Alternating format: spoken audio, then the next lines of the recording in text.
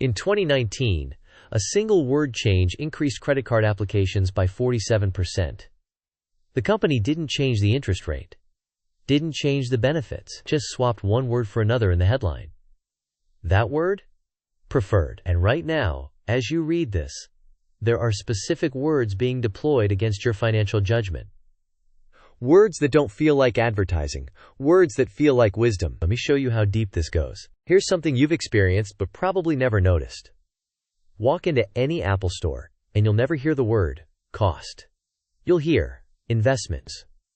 Walk into a luxury car dealership, and you won't pay a cost price.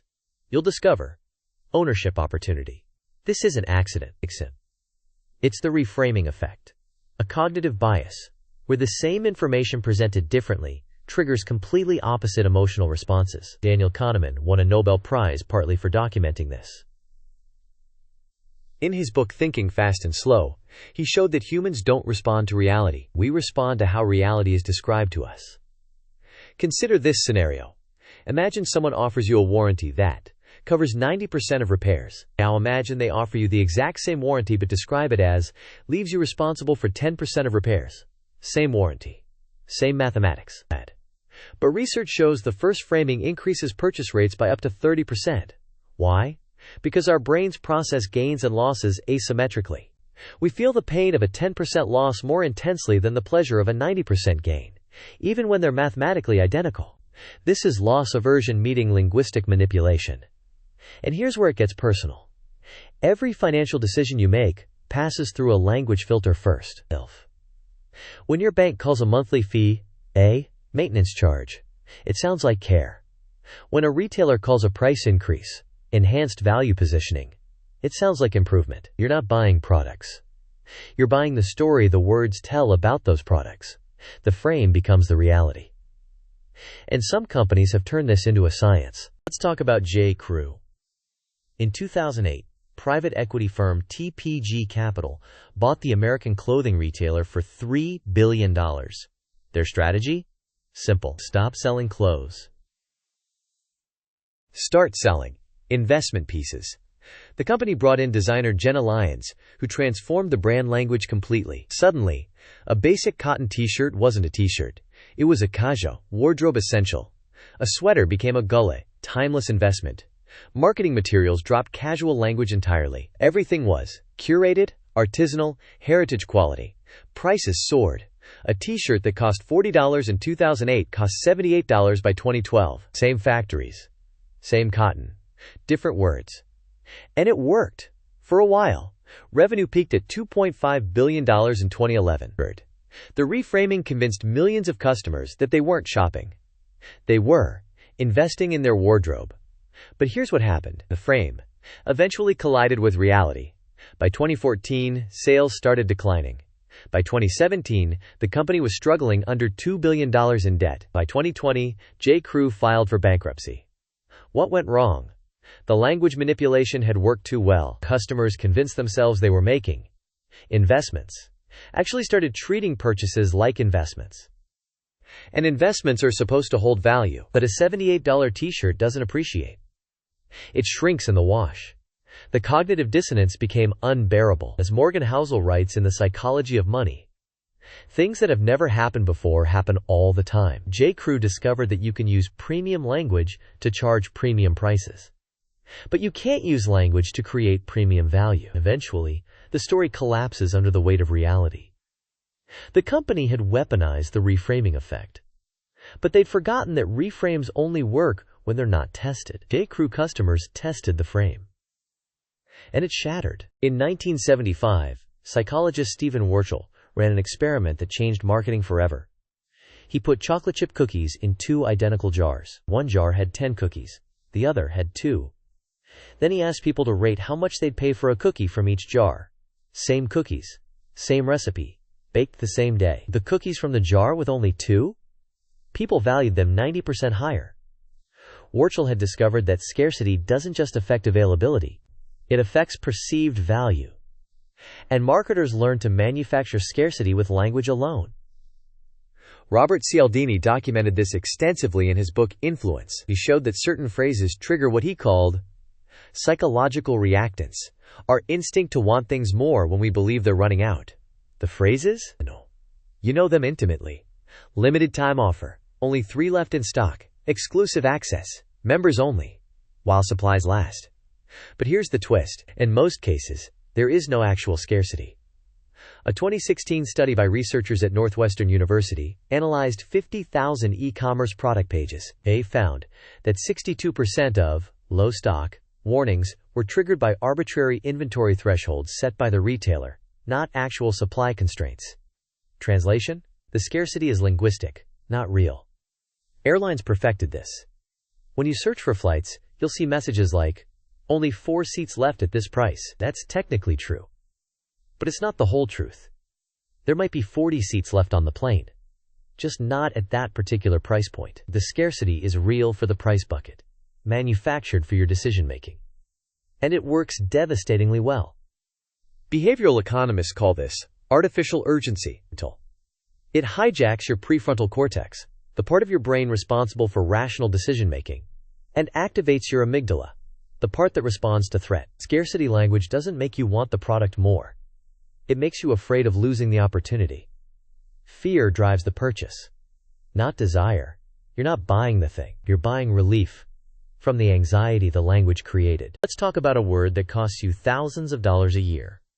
The word is only, as in only $9.99 per month. Netflix, Spotify. Adobe Creative Cloud, Amazon Prime, The New York Times, meal kits, fitness apps, meditation apps, cloud storage. Every single subscription service uses the same linguistic formula. They never tell you the annual cost up front. They always frame it as only a small monthly amount. Here's why this works. It exploits what Richard Thaler calls mental accounting, a cognitive bias, where we treat money differently depending on how it's categorized. A subscription framed as only $10 a month gets filed in your brain under small recurring treats, like your morning coffee, but that same subscription presented as $120 per year gets filed under significant annual expense, like car insurance. Same money, different mental bucket, different emotional response. In 2021, the average American household spent $219 per month on subscription services. That's $2,628 per year. But if you asked those same households, would you write a check for $2,628 today for a year of subscriptions? A significant percentage would say no. The annual frame makes the cost feel real. The monthly frame makes it feel trivial.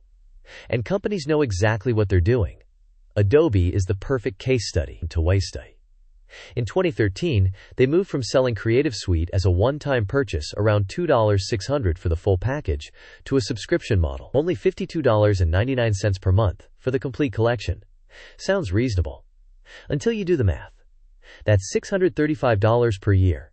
After 4 years, you've paid $2,540. Same as the old perpetual license. Except now you never own the software. Stop paying. Lose access to your own project files. But the only language worked perfectly. By 2022, Adobe had 28 million Creative Cloud subscribers. Revenue hit $17.6 billion, up from $4.4 billion in 2013. The company literally quadrupled its revenue by changing the payment language, not the product. The word, only, is a mathematical anesthetic. It numbs your ability to calculate total cost. And every subscription service in the world is using it against you right now. So how do you defend yourself when language itself has been weaponized against your wallet? First, develop what I call translation reflexes. Every time you hear certain trigger words, automatically translate them in your head. When you hear investment piece, translate it to expensive item I'm trying to justify. When you hear limited time offer, translate it to artificial urgency to prevent comparison shopping. When you hear only, followed by a monthly price, multiply it by 12 immediately. This isn't cynicism, it's linguistic self-defense. You're not rejecting the product, you're rejecting the frame that prevents rational evaluation. Second, Practice what behavioral economists call frame flipping. For any significant purchase, deliberately reframe the language yourself. If a salesperson calls something an investment, ask yourself, will this actually appreciate in value? Or is this just expensive consumption? If a website says, only 3 left, ask yourself, does scarcity make this product better? Or am I just afraid of missing out? Here's a practical example. Imagine you're considering a premium gym membership marketed as only $89 per month for unlimited access. Frame flip it. That's $1.068 per year. Divide that by your realistic estimate of visits. If you go twice a week, that's 104 visits per year. You're paying $10.27 per visit. Suddenly, the premium frame collapses into a simple math problem. Is the fancy gym worth $10 more per visit than the basic gym? Maybe yes, maybe no, but now you're deciding, not being decided for. Third, create a language cooling off period. When marketing language triggers an emotional response, especially excitement or urgency, implement a mandatory 24-hour delay before purchasing anything over $100. The delay allows the emotional activation to subside and your prefrontal cortex to re-engage. You're not denying yourself the purchase, you're just separating the linguistic trigger from the buying decision. And here's the deepest truth. Remember that opening hook, credit card company, that increased applications by 47% by adding the word preferred?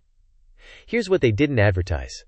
63% of those preferred cardholders carried a balance month to month, paying an average of $200 per year in interest. The word preferred made them feel selected, special, elevated. But it didn't change the interest rate. It didn't change the terms. It just changed how they felt about debt.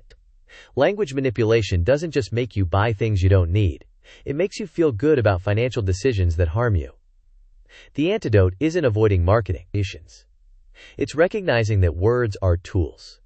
And right now, those tools are being used to build a story where spending feels like wisdom, where consumption feels like investment, where recurring fees feel like negligible treats.